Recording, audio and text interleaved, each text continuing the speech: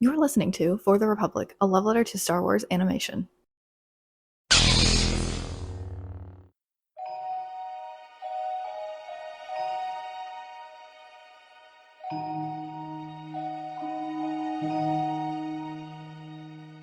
Hello there, and welcome to the inaugural episode of Forging the Path here on the For the Republic podcast feed. This is a new show here on this channel, in this podcast feed, where we are going to be discussing and ranking Star Wars together. This is our new Star Wars ranked series, where each installment we're going to have a new topic related to Star Wars, and we're going to talk about our connections to that topic. We're going to go on a journey together, and we are going to craft the lightsaber around this topic, like we are on the Jedi temples on Ilum, assembling our saber together. I'm your guide on this journey, Andrew of the For the Republic podcast feed, and I am very excited to talk about our first installment. I have been having this series in the works for a little bit now, but I'm excited for this one. This isn't what I had planned for our first episode. I had our first episode written. I had the list ready to go. Just hadn't gotten to recording it because it has been a busy start to the new year. But I decided to go with this topic first. And that topic is what I'm referring to as my favorite first steps moments in Star Wars. And what do I mean by that? I mean, these are your hero moments in Star Wars. These are your moments where a character ventures out and looks at the galaxy in a new perspective for the first time. This character may have had a certain worldview prior to these scenes, but after these scenes, you can consider this to be the turning point from these characters. What did they become after these scenes? Their hero's journeys, in many ways, started with these scenes. For some of these scenes, it could be deep into their journey. It might even be very far into where we see them as characters. But these are moments where, like I said, this is their first steps into their larger world of the galaxy.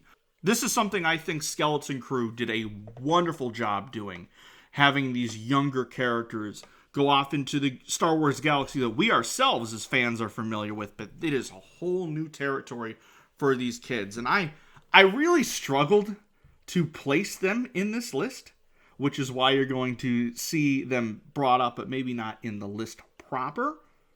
But that's just a tease of what to come. This could be Luke's pivotal moments in the early portions of A New Hope. This could be a young Anakin Skywalker on Tatooine. This could be Rey discovering who she is and her place in the galaxy. This could be so many different scenes from all corners of the Star Wars universe. I did really just stick to the movies and the shows for my list here.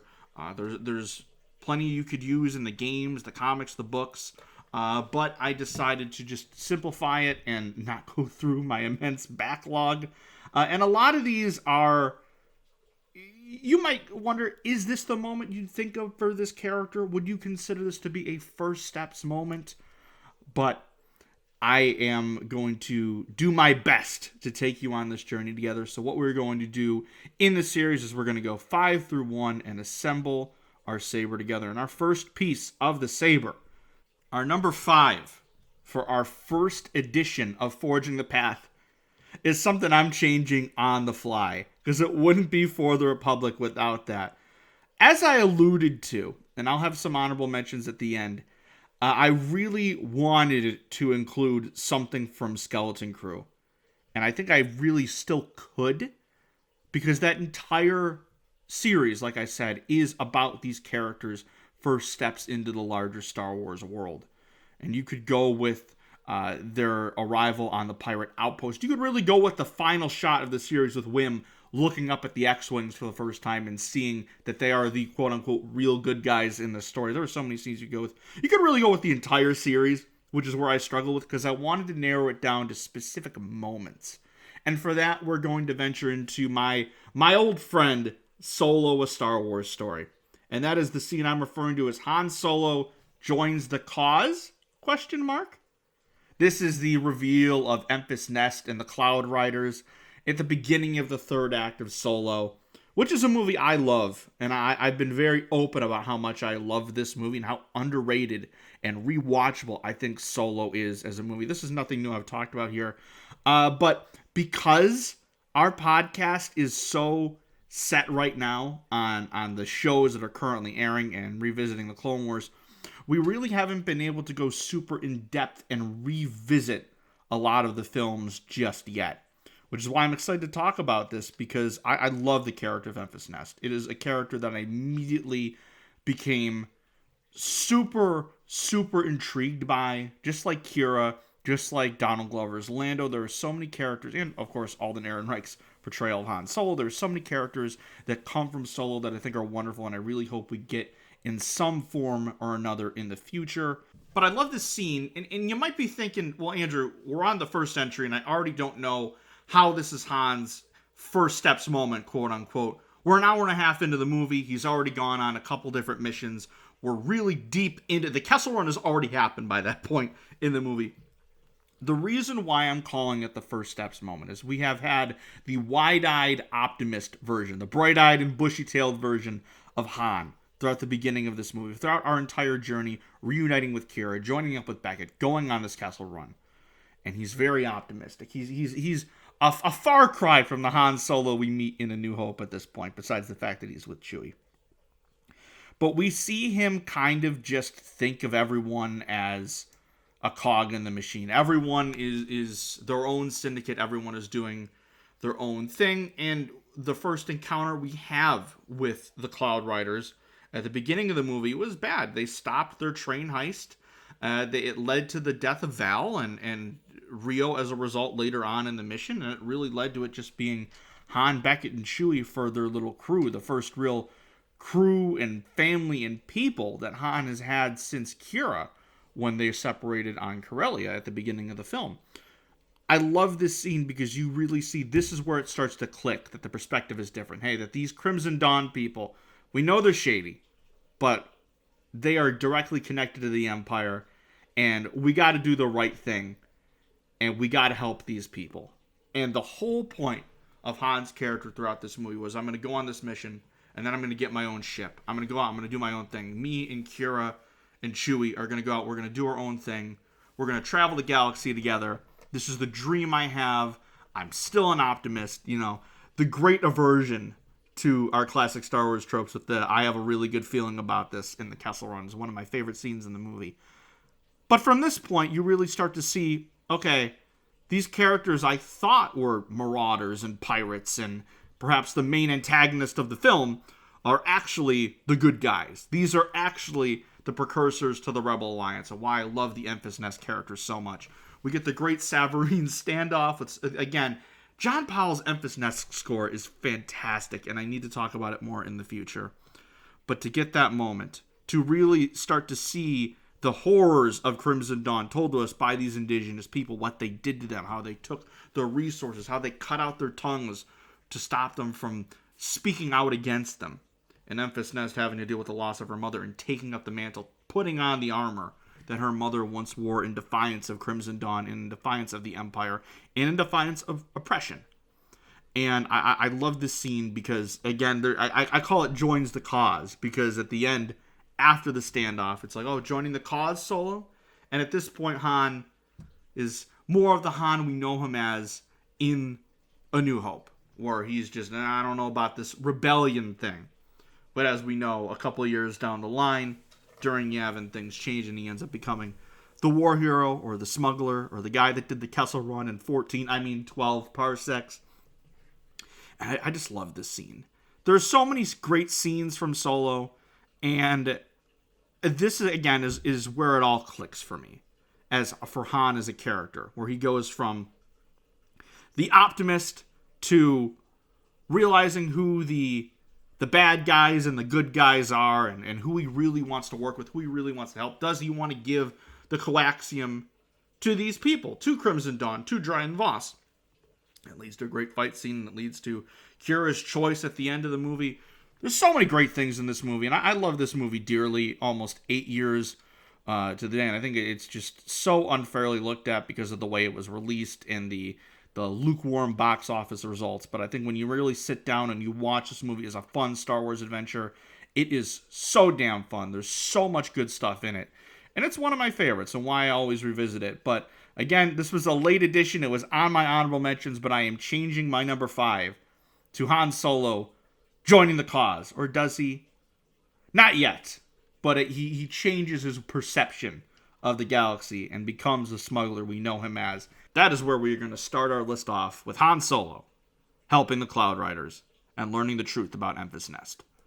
So we have our first piece of the saber crafted. We are looking for that next part, our number 4 entry. And we are sticking with the world of our Star Wars stories, the anthology films. This time we are going over to Rogue One. We're going to talk about Jyn Erso. And we're going to talk about Jyn Erso, but specifically we're going to talk about Galen Erso's message to Jyn that she watches on Jedha as they have been captured by Saw Gerrera. And we have that reunion between Saw and Jyn. And I love the character of Jyn Erso.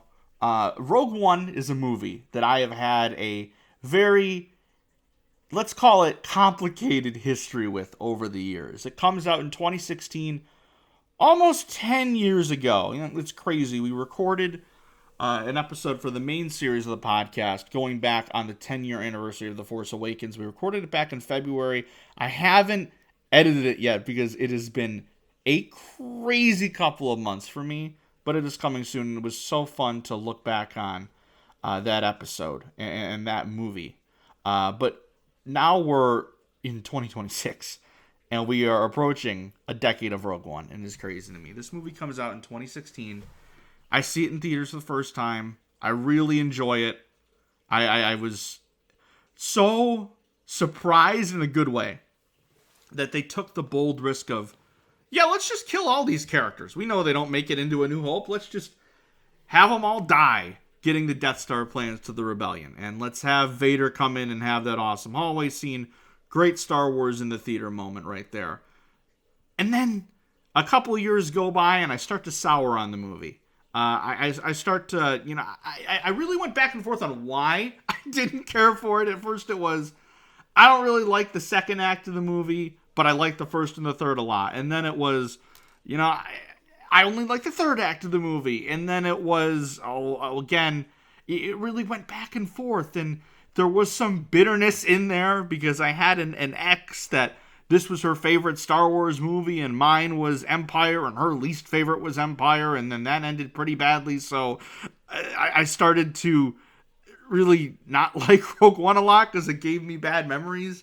But eventually I turned around on it, revisited it a little bit before we started For the Republic. Because I had, for a while, Rogue One was my least watched Star Wars movie. I think from 2016 to maybe 2021, I had only seen it 3-4 times in full, which is not much for me with Star Wars. It's not my least watched anymore. I haven't seen Episode 9 in full since the beginning of COVID, so it would be that at this point. But as I've watched it a few more times, and as we've gotten Andor, as we've gotten more information on these characters, I've fallen in love with this movie again. And my favorite Rogue One experience was the week of the Andor Season 2 finale. I talked about this on the podcast as we were talking the end of Andor, as we were covering the end of that series. But I did the last episode of Andor into Rogue One, directly into Rogue One watch, and that was the most rewarding watch of this film I've ever had. Especially this moment. A moment for a character that we don't even see show up in Andor at all. Galen Erso is alluded to. Jyn Erso does not make an appearance. I still think it would have been fun if maybe in the ending montage we cut to Wabani and we see Jyn in that labor camp. I think that would have been a fun little cameo there. But I see why Tony Gilroy didn't want to do it, and he didn't want to resort to utilizing a cheap cameo for the main protagonist of this film. However, we do see a lot of Saw Gerrera in Andor, and we get to see him go full mad and breathe in the freedom, boy. We see a lot of that in Andor, which is beautiful. And Saw is another character I've gone on a journey with, where I started off and I was like, I don't really like this guy. It's not working for me. Why are they shoehorning him in everything? But now I've come around on Saw Gerrera, and now I think he's great. And I love this scene because we get this strained father-daughter-esque relationship between Jin and Saw, because Saw is the man that really raised Jin when her parents were taken from her. Her father was taken by the Empire. Her mother was killed by those Death Troopers at the beginning of Rogue One. And, of course, through stuff like Rebel Rising, we know more about their relationship. But we really see that they haven't spoken in a while. And Saw very clearly still loves Jin, but it's Saw Gerrera, so we can't explain it. And Jin at this point is very much, how do you ignore the oppression? Well, just don't look up. That's just a great moment from the first part of this movie. But her first steps moment is, of course, watching this message from her father. Seeing that not only is he out there, but he hasn't stopped thinking about her, that he thinks about her every day. And, of course, later in the movie, named the plans for the Death Star around her. Her nickname, Stardust, which is a beautiful scene. Also, shout out to our friends of the show Stardust Records. I had to throw that in there. A little cheap pop there. But it's a beautiful scene. And Felicity Jones, I think this is her strongest performance in the entire film. Watching her tear up and just start sobbing over this. It's either that or when we get to Galen's death and she refuses to leave his body. I think both are wonderful, wonderful scenes. And I think, especially in a post-Andor society, as a weird way of referring, a post-Andor society, in a way to look into Star Wars. Just a very weird way of describing that. I apologize. But in a post-Andor world where we have more about Cassian, and we have more about Melshi and Saw and Krennic, and all these characters, K2 as well. But we still really, what we have from Jin, the main stuff we have is what we see in this film. And I think the film, there's some critiques that people have about Rogue One of a lot of the characters being underbaked. But I think when you sit down and you watch the movie, don't even focus on these characters just die at the end. Don't focus on that. Focus on what we have. Focus on Jin and Chirrut and Baze and Cassian and Bodhi and the rest. And I think it's a beautiful story, and it shows the power of community, the power of teamwork, the power of togetherness, and fighting against oppression. I weirdly enough, in my review of The Secret Agent, starring future Star Wars star Wagner Moura, which I watched last night at the time of recording this, I mentioned that community has always been the strongest way and the strongest enemy of combating fascism is the power of community. And it's weird using this scene as an example for that, because it's just a tender moment between Jin and this message from her father, but it really leads to Jin fully becoming a member of the team, fully devoting herself to the rebellion. You're rebels, aren't you? Rebellions are built on hope. All the yada yada yada, the great moments and lines that we point to is great moments for Jyn Erso's character. But again, when you see her at the beginning, she really wants nothing to do with this. They don't even trust her to have a blaster at the beginning of the movie. And it's very icy with her and Cassian, and especially with K2.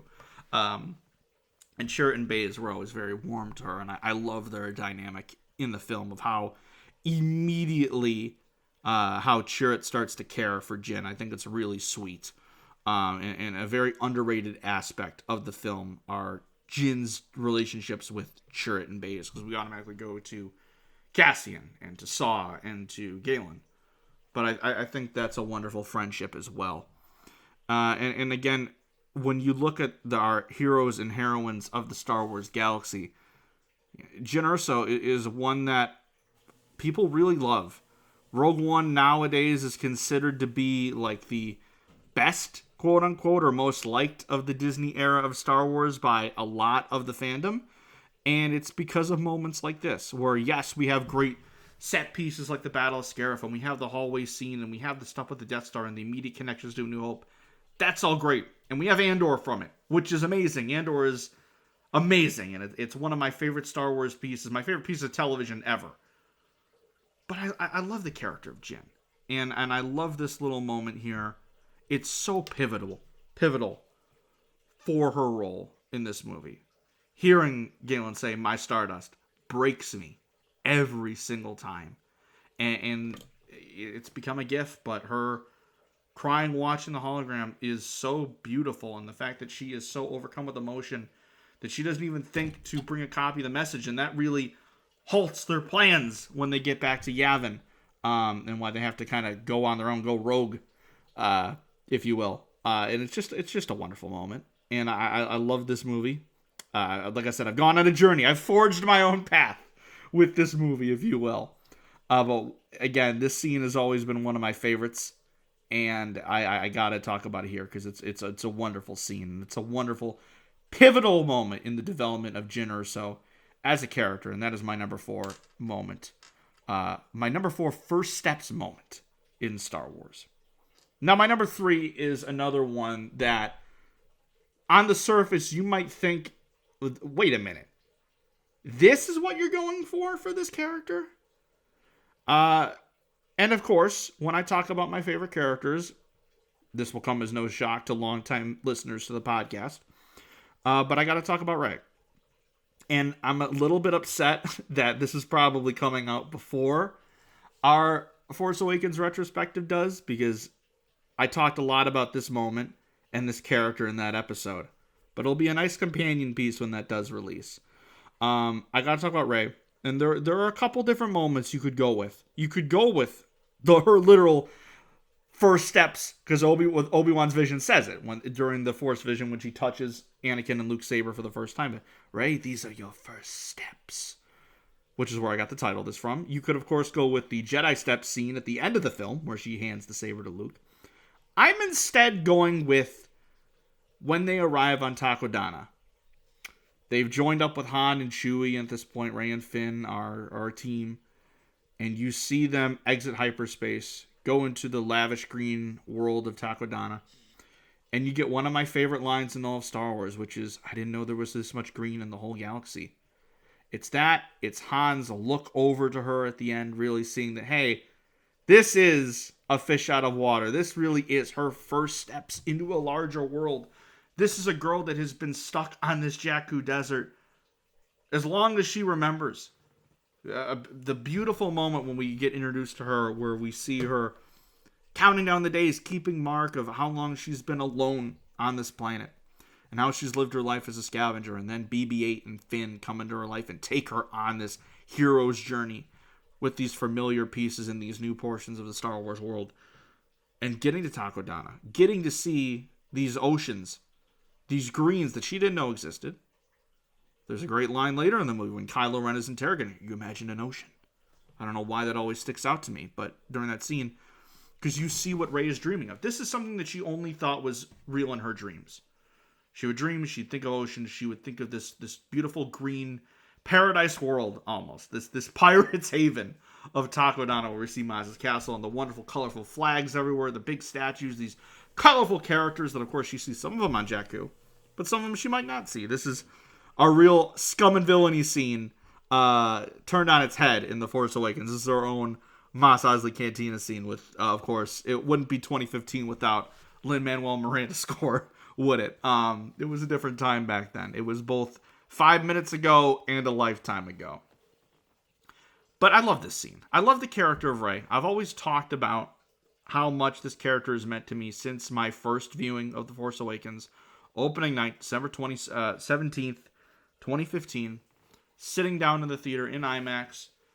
And from her introduction, where we see her scavenging that old Star Destroyer, till the end of the film, I fell in love with the character and her journey and what she meant to me. Seeing myself in her going through that journey is something I will never, ever, ever forget. Why I went down such a rabbit hole for the character. Me from late 2015 to about 2018. If there was a Funko Pop of Rey, I bought it. I had the majority of them, which I guess side tangent.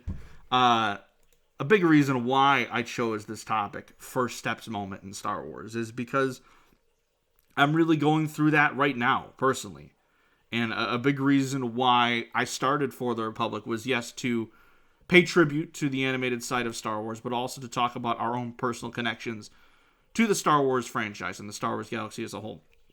It's why whenever I have someone new on the show for the first time, I ask them, what was your first memory with Star Wars? What was the moment where you realized you were a fan of this franchise? Because everyone has a different story. Everyone's entry point is different. Everyone's characters they love, what their first love of the franchise was, is different. Whether you were someone that was there day one, 1977, or whether you were someone that started watching The Mandalorian in 2019 on Disney Plus, or someone that is a young fan and started with the Young Jedi Adventures, or like me, a prequel kid, or the sequel era. There's so many different entry points, and everyone has a different story, which is why I love that. But for me, I am having my own first steps moment because I am in the process of moving for the first time, going out on my own for the first time in life.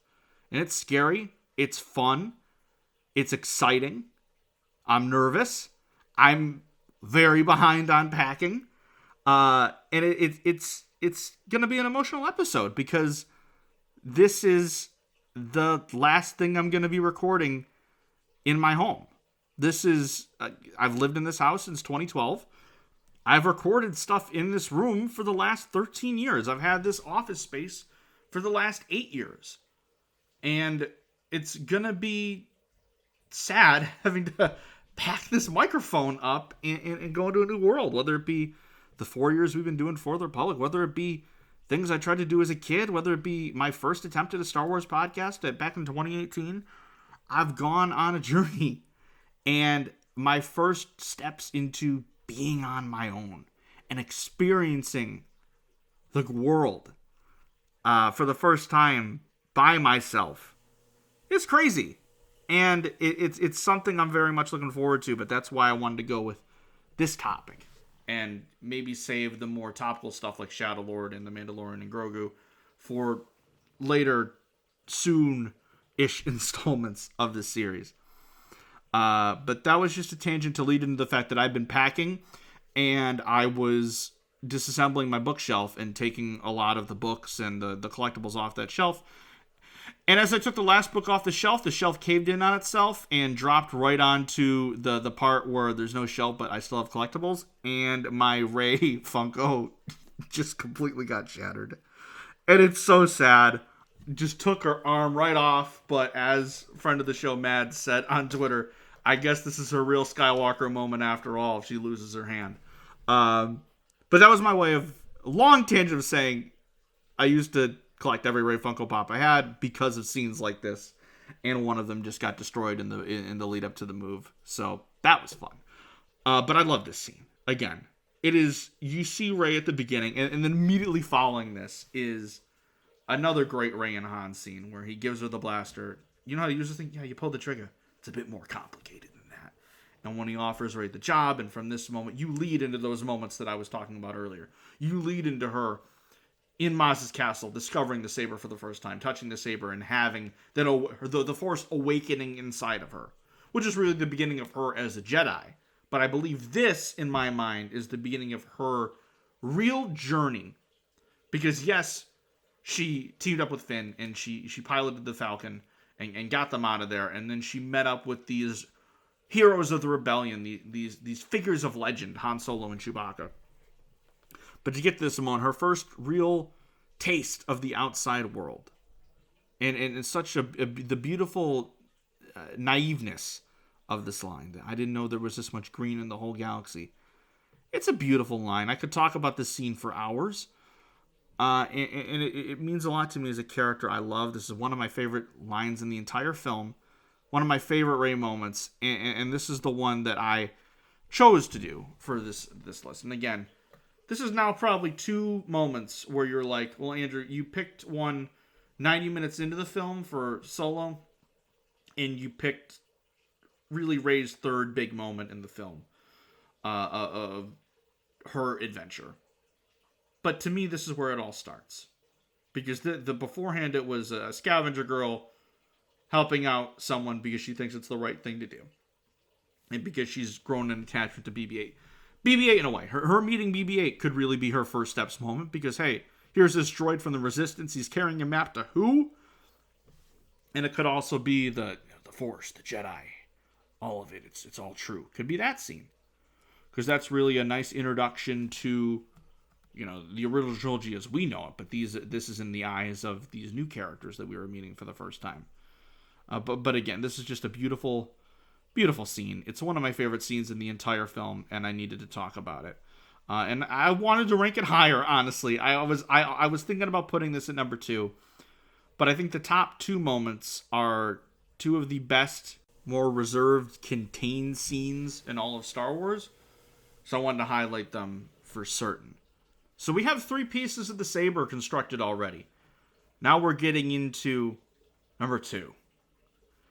And we're going to the Phantom Menace. And you could pick Qui-Gon Jinn. You could pick Obi-Wan Kenobi. You could pick Padme. But I'm going with little Anakin Skywalker here. And I'm going with that dinner scene in Anakin's house in Tatooine, where he meets up with our heroes and he brings them to his home after the sandstorm, and we meet Shmi Skywalker for the first time. And we have that conversation. You're a Jedi, aren't you? And he's like, oh, I noticed your laser sword. Perhaps I killed the Jedi and took his weapon. And, oh, that's impossible. No one can kill a Jedi. I love this scene, one, because there's so many, I can quote it left and right. But I also love it because this is Anakin. This is a boy who grew up on Tatooine, enslaved, harsh childhood, mistreated, love for his mother. We know he loves to fix things. We know he has a talent for pod racing that no other humans do. And we know there's something about him that, this boy might be a bit more special than just this kid that can build some droids. This might be someone strong in the Force. And this might be perhaps the chosen one, as Qui-Gon Jinn says, the one that will bring balance to the Force, as we all know. And we, of course, know that who this is and what he's going to become, his fall down the line, and the great figure he is in this story. But again, this is a boy who is, again, bright-eyed and bushy-tailed, like I said, for Han Solo, the yippee, and really having so many wholesome moments with Padme and Qui-Gon in the real early moments that we see him in this film. The first thing we see him do is come to the defense of Jar Jar in this film after Sebulba kind of corners him because Jar Jar's being Jar Jar, of course. But I just love this because we see him, again, these are his first steps. This is him realizing that, hey, there's Jedi here on this planet? Where did these come from? Now that I'm thinking about it, it would have been funny if I did the Are You an Angel scene as his first steps moment. It's like, hold on, I've never seen an angel before. And also, who is this woman? And will I eventually marry her down the line? That could be a comedic take on it. But I do love this scene because, again, I love how Qui-Gon and Anakin communicate. How, yes, this is a boy, but Qui-Gon, he doesn't talk down to him. He explains why they're here, their story. Unfortunately, Anakin, I didn't come here to free slaves. I just love so much from this scene and what it leads to as a character and so many other quiet, tender moments between Qui-Gon and Anakin that are just peppered throughout the entire film, whether it be the midichlorians conversation later or them on the balcony later that night where he takes the blood sample. Your focus determines your reality. There's so many great moments in this movie and why I think Phantom Menace is such a gem of a movie. Because yes, there are some things that don't work. There are some things that I do not like. And I am from the prequel generation. I am a kid that I grew up with this movie.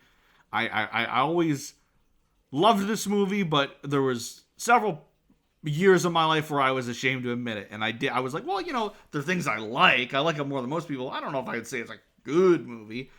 But now, especially with how relevant so many themes from the movie are, you're like, oh, yeah, no, George was right the entire time, guys. He was cooking. You just didn't want to admit it, or you just didn't know it yet. But little moments like this, again, and Jake Lloyd, the poor guy, we know the story of how he was bullied and harassed, because that is unfortunately a big theme we have here in the wider Star Wars fandom, is harassing child actors, which really needs to stop, and I am so glad that really didn't happen during Skeleton Crew, and I really hope that if there's a season 2, it doesn't happen, and I hope that we can just move on from that as a fandom, because I don't care if you dislike a show or performance. These are literal children. Do not harass them. You're better. Don't harass anyone. Let's be real here. These are just movies and TV shows, guys. Like, it's not the end of the world. Yes, we love them, and yes, they're important to us. But to send death threats and harass people, again, I don't want to get on my high horse here as like the moral superiority of the Star Wars fandom. But let's be fucking for real, guys. Like, we're better than this. And what happened to Jake Lloyd, it's a sad state, and I'm glad that he's starting to resurface in that interview where he had a couple of years ago where he said he really liked the Ahsoka series. Really made me happy. And him and Daniel Logan, I had that picture about a month or two ago where they had lunch. That made me feel incredible as a Star Wars fan. That, hey, we're getting close to the Jake Lloyd renaissance, perhaps in a couple of years. Because I was there, Celebration 2019. I lived through the Jar Jar hate, and I was there for the 20th anniversary Phantom Menace panel where Ahmed Best got a huge ovation, and it really led to Keller and Beck and us really starting to turn the corner on Jar Jar and just welcome Ahmed Best as a valued, loved piece of the Star Wars family, as he always should have been. Again, this is someone that I haven't loved the Jar Jar character my whole life. I've had moments where I've hated the guy. I've had moments where I find him really endearing and funny. And hey, he might not be my target audience, but I see the love that went into this character. And I see why George finds him so endearing. And in a way that endears me to him because George was endeared to him. And again, I just... There are moments where you're like, okay, with Jake Lloyd, yeah, that's stilted child acting. But then there are also legit great moments like him in this scene. And I love that, again, this is a movie that's known for the Duel of the Fates and the pod racing scene. Loud, fun, in-your-face action, and brilliant effects and sound design and revolutionary technology in movies with the pod racing scene. But then there's also these quiet moments, like with Qui-Gon and Obi-Wan, and with Qui-Gon and Anakin on Tatooine, and almost every single moment with Anakin and Shmi. You could also very much go with their goodbye as Anakin's first steps moment, but I went with this little dinner scene, the Skywalker dinner at the Skywalkers. I went with because I just love the, oh, you're a Jedi, aren't you? Perhaps I killed a Jedi. I just love everything from that scene, and he starts to see the puzzle, and I was like, oh, I had a dream I was a Jedi. And just little things like that where we start to really see Anakin become the hero we know him as, albeit a much younger version, but to really start his hero's journey is through this scene. And I think it's a wonderfully beautiful scene, and that's why I had to put it at number 2. And do yourself a favor and go back and give Phantom Menace a rewatch, because especially what's been going on the last year or two, good lord, it's relevant. But of course, there are some scenes that I needed to talk about, but didn't have time to fit them on my list, so I have some honorable mentions. I did mention Skeleton Crew. I'm very upset I couldn't put it in the list proper. I bumped it off at the last minute for what ended up becoming my new number 5, the Han Solo scene. But again, you really could go with the entirety of the show, but I'm putting them exploring the outpost in episode 2, the Pirate Outpost, / the entirety of the show, for real. Because the entirety of the show is their first step into the larger world. But getting to see this, again, for us, Pirate Outpost, seen a million times, very familiar Star Wars setting, but they do it in such a fresh way by having it through the lens of a child, is so refreshing, and why this show is brilliant. It needs a second season and is one of my favorite pieces of Star Wars ever. I adore this scene. I adore these characters, and I can't wait to see them again in some way, shape, or form. Again, you could really pick or choose. There's a scene in almost every episode. But the Pirate Outpost, if you want to narrow it down to a specific scene, but also really the entirety of Skeleton Crew. I've been focusing on heroes' journeys, but then there's also villain journeys. And that's why I have Dooku in Tales of the Jedi, experiencing the corruption of the Senate in real time. In this first short, where we go to that rundown town, Dooku and Qui-Gon on that mission, where they're here to save the separatist kid who's been abducted by the townspeople. But he witnesses the corruption of the Senate, and he witnesses, hey, this Senate that we've been sworn to protect and serve is not really treating the galaxy like we were told. And there's corruption, and there's mistreatment, and these people are being oppressed. And he witnesses that, and he says, hey, this is wrong. And again, Dooku is such a tragic character because his motives at the beginning are with good intentions. Hey, this is a corrupt order. This is a corrupt Senate. We need to do something about this. Because again, when you think about it, the Separatist Alliance, it comes from good intentions. It's just corrupted and manipulated by the Sith. And Dooku ends up falling into that because his quest for justice is also a quest for power and to gain that power. And again, it's a great scene, and because there's first steps into the hero's journey, but then there's also first steps into a villain's journey. And you could go with any Anakin scene in Revenge of the Sith. You could go with any Anakin scene that hints at his fall in the Clone Wars. But I wanted to highlight Dooku because I think Tales of the Jedi, those Dooku episodes, I revisited them recently, they're tremendous. I'm more mixed on the Tales series than a lot of people are, but those Dooku episodes are tremendous. I also got to talk about the Bad Batch because I love the Bad Batch to death. I rewatched this scene in prep because I was like, why am I struggling to think of Rebels and Bad Batch scenes when I love those series? And there are characters that we meet for the first time and we follow their hero's journey throughout the series. Which it's a shame that I don't have any Ahsoka scenes on here. I don't have any Sabine scenes on here. These are some of my favorite characters of all time. But just thinking about it, I was like, okay, you could go with Ahsoka's first mission, leading the mission in the Clone Wars. You could go with that. You could go with any Sabine scene in Rebels, the early seasons, or even her training in Ahsoka to be a Jedi. You could go with that. You could go with the Force scene in the Ahsoka season 1 finale. Some people don't like it. I love it. You could go with that. But again, I wanted to talk about Omega's the last scene. I believe it's the last scene in the first episode of the Bad Batch, where her first trip through hyperspace, seeing it in her eyes, seeing the wide-eyed, like I said, what we get throughout Skeleton Crew, of the whimsy and the wonder in Wim's eyes when he sees those X-Wings for the first time. You really see that with Omega here as well. It's a beautiful, beautiful scene. Beautiful scene from one of my favorite series and one of my favorite characters. I'm also going with Finn's heel realization moment at the beginning of The Force Awakens during the attack on the Jakku village, where he just stops the bloody hand from his fallen comrade and just stops and is unable to follow the orders to massacre this village. I think it's one of the Force Awakens it masters the art of character introductions, from Finn to Rey to Kylo Ren to Poe Dameron, and also the reintroductions of Luke, Leia, Han, Chewie. It's all wonderfully done, and this is no exception here. I think it's a beautiful moment of this is a character that has learned to realize he's been brainwashed his entire life.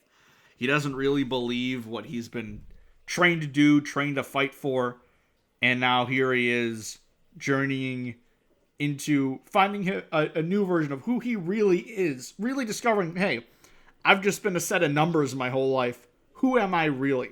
What do I want to fight for? Who are my real friends? What do I value? And that's all shown in this scene here where everything just clicks for him at once. Beautiful. Sticking with The Force Awakens, like I said, the Force Vision and Rey handing Luke the saber, you could very easily sub out my number 3 with those scenes. But again, I needed to go with the Green in the Galaxy scene because I think it's a beautiful scene. You also have Domino Squad's first stand in the Clone Wars, the Rookies episode. I think this was one of the biggest joys of the early portion of For the Republic for us, was revisiting Clone Cadets and Rookies and getting to see Fives and Echo and Heavy in their early days and seeing how they come together on their first mission and really become the heroes that we know Echo and Fives to be, and helping out Rex and Cody. I think it's a great episode. One of the best early standalone episodes of Clone Wars Season 1. I did manage to find a Rebels moment that I want to talk about, which is Ezra opening the holocron in the Rebels pilot. I was like, what do I go with Ezra? Do I go with the Luminara scene? Do I go with them discovering the Jedi Temple on Lothal for the first time? Do I really go with him meeting the Ghost Crew for the first time? You can go with all those, but I went with this because one, this is Master Obi-Wan Kenobi, and we get that speech that he leaves during Order 66 in Revenge of the Sith, and him really seeing, oh hey, this little hunk of junk holocron thing, I can open this. How did I do that? Can I use the Force? Am I a Jedi? What is this new world that I'm stepping into? I've just been this rebel kid on Lothal harassing stormtroopers. But what am I really? What am I meant to do? What is this greater world that I've discovered? And who am I, and what can I do, and what is my journey that I'm going to be going on? It's another great little scene here. And I also want to shout out little Leia from Obi-Wan Kenobi. This is a very maligned show these days. I love it still. I have my issues, mostly with the production. I think this being a COVID production really hampered the series with the production. We talk about, not needing to overinflate the Star Wars budgets to where they don't need to be, which is why we sadly won't get shows like Andor or The Acolyte anytime soon, is because they were so super expensive to make. But I do think it's criminal that you have this rematch of the Century series and it's only given a $90 million production budget. Anyways, we're not talking about that right now. What we are talking about is Leia asking Obi-Wan about her mother for the first time in episode 3. We know this lovingly on the show as the Freck episode. What's wrong with wanting a little order in the galaxy? Like, dude, I hate you so much. But I love this scene. And again, you could go with in the finale of Obi-Wan describing her parents to her in their goodbye. It's a beautiful scene. It perfectly sets up the beginning of A New Hope in so many ways. But I love this because not only do we get a glimpse of Obi-Wan's past through his hazy memories, but also, are you my father? Oh, how I wish that could be true. There's so many lovely moments, and I love how many times we have these little moments where Obi-Wan is just reminded of Padme through Leia's actions. I think it's wonderful, and I love the scene. And again, Andor, you can't not bring it up. I just found it tough to think of a specific moment for Cassian. So I've narrowed it down to the Aldhani heist. I've narrowed it down to the flashback where we see his father Clem's hanging, and he kind of attacks the clone troopers. And then also Cassian fully joining the rebellion at the end of Andor Season 1. I think all three of those, and even the Narkina 5 outbreak, could be seen as his first steps into the larger world of the rebellion. But alas, number one, the final piece of the lightsaber. We've gone on this journey. We forged our path together. And what are we creating? This final moment, we go to A New Hope. And you might be thinking, oh, Binary Sunset, obviously. But is that really his first steps in the larger galaxy? It's like him looking out into, hey, there's something more out there. However, I'm going with Obi-Wan giving Luke his lightsaber, his father's lightsaber. I think this is one of the best scenes in the entirety of the franchise. I think this is one of the best scenes of all time. One, because of wonderful edits that we had on YouTube in the late 2010s, where they fan cut this scene with moments from the prequels and from the Clone Wars. Just so many great memories of that. But again, it's endlessly quotable. This is the weapon of a Jedi Knight, an elegant weapon of a more civilized age. This is a character in Luke who's this farm boy kid who wants something more, wants to go out there. He wants to be a pilot, wants to join the Imperial Academy just so he can fly ships. And he comes across this old hermit. And he comes across these two droids. And he's like, what is this world I'm going into? What is this journey I'm going on? And he learns more about his dad. He always thought his dad was killed in some kind of accident. And he's been raised by his aunt and uncle his whole life. But to see Obi-Wan talk about his father for the first time. This is your father's lightsaber. It's just so many weapons. And then just, you fought in the Clone Wars? I was once a Jedi Knight, the same as your father. And then getting that backstory of Anakin. He was a cunning warrior, the best starfighter pilot in the galaxy, and he was a good friend. and then getting that introduction to who the Empire is and the history of the Jedi Order. It is, when you think about it, 3 minutes of exposition for something that we won't get fully told for another 30 years. However, it is so beautiful, and it is so... It has stood the test of time to where this scene, for, again, it wasn't my generation, but for the generation before me, this was our thoughts of what the Clone Wars were and what the Jedi were before the Empire, all stemmed from this scene. And this is old Ben Kenobi telling Luke about his father, learning that his father was a Jedi, and being given and handed down the family weapon, and igniting the saber for the first time. One of the best shots in all of Star Wars. Let's be real here. Again, it's one of the best moments. This is my favorite scene from A New Hope. Mostly because of how much I love the character of Obi-Wan. But for Luke, because it directly leads into the sunset and having to find his aunt and uncle killed by the Empire, this really kickstarts his story of who is this Obi-Wan Kenobi that this droid had on this message. And again, that could be the first steps moment as well, now that I'm thinking about it, because that does kickstart everything. But Luke getting that explanation, getting the answers he sought his entire life of who am I? Why am I here? Who is my family? Who are my parents? What am I meant to do? Can I do something more? Am I just this whiny kid that wants to go pick up some power converters? Or am I meant for better things? Do I have, what is this thing calling to me? This call for adventure. This call to help, to be good, to inspire change, to meet new friends and form these new bonds and fight for something that I believe in. And it's all formed from this scene and from what comes after. And it's a wonderful scene. It's one of my favorite scenes in the entire franchise. And of course, this is a scene, I don't need to tell you this. This movie's almost 50 years old. If you're listening to this podcast, you've seen A New Hope, you've watched this scene 100 times.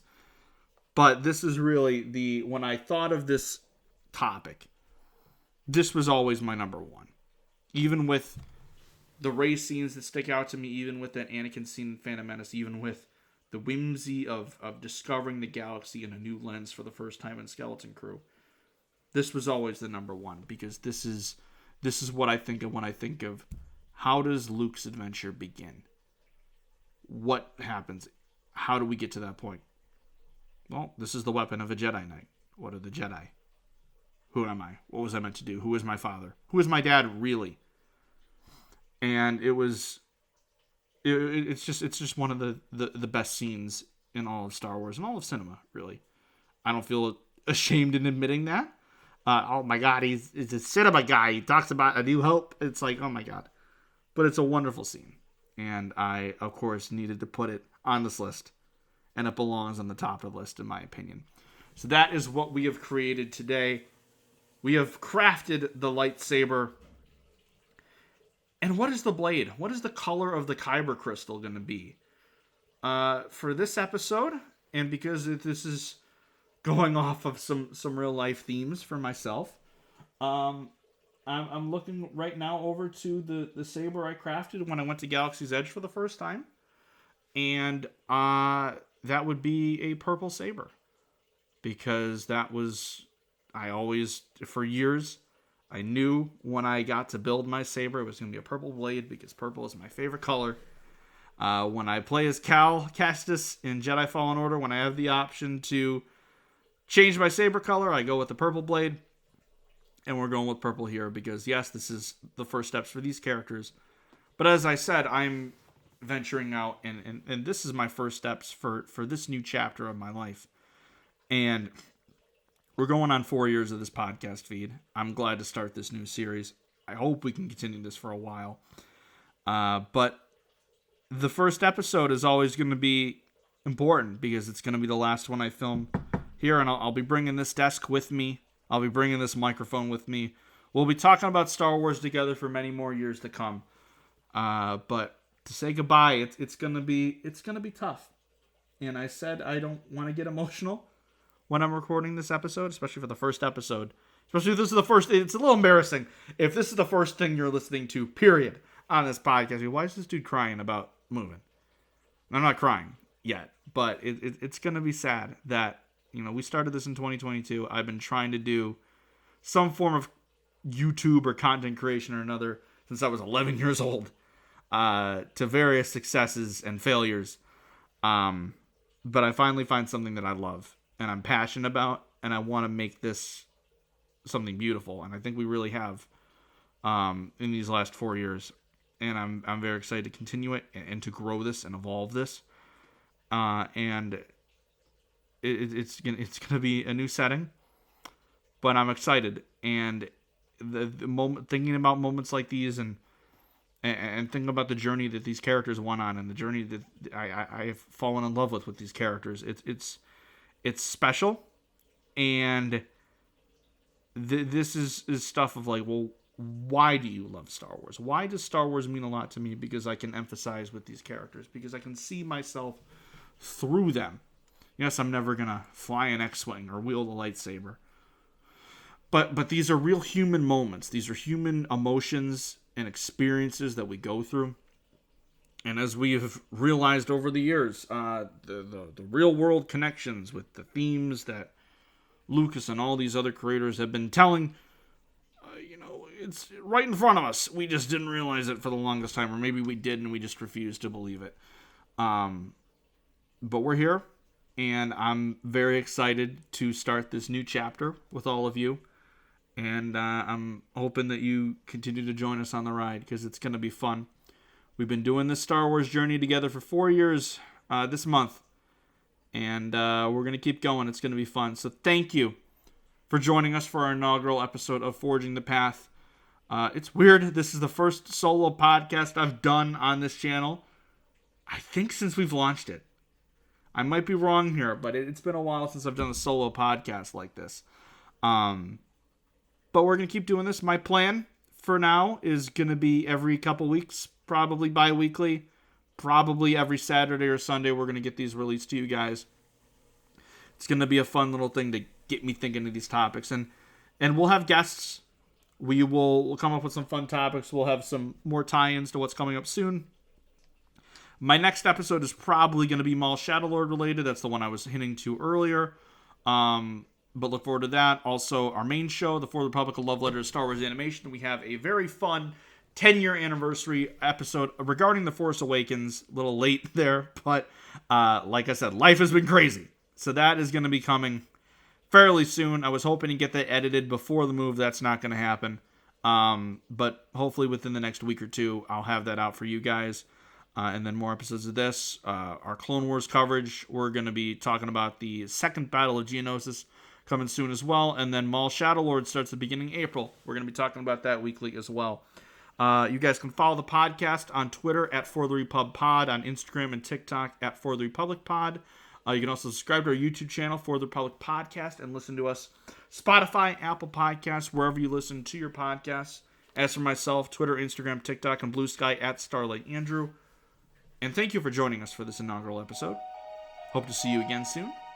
And until next time, take care, and may the Force be with you, always.